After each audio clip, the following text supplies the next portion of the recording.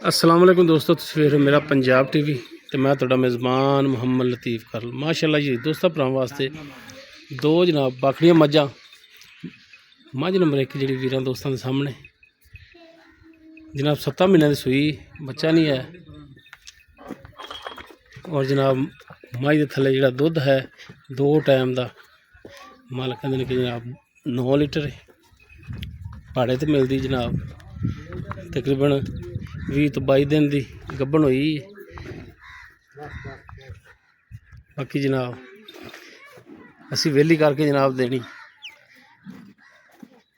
लै चलो बनो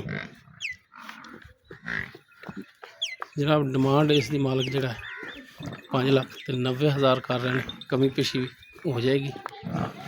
लोकेशन जनाब अपनी आरवी वाला नंबर स्क्रीन पर चल रहा है 0321 57 29 251 व्हाट्सएप कॉल नंबर है। माशाल्लाह बाखड़ी होके जनाब इन्ना आर्डर क्वालिटी थान बड़ा ही आउट क्लास एक अड्डी के माशाल्लाह 5,90,000 डिमांड कमी पेशी हो जाएगी।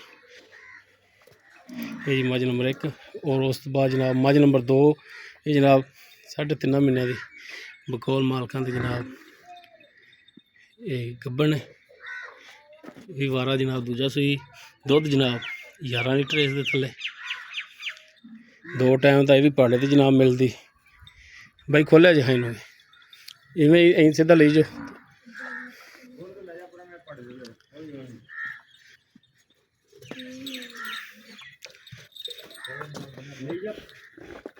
फिर दोस्तों के सामने तसल्ली करनी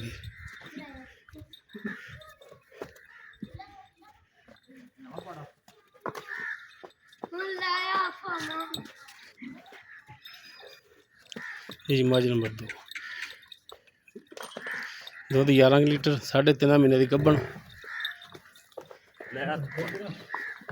डिमांड इसकी 5,70,000 मौके पर 19-20 की गुंजाइश होगी।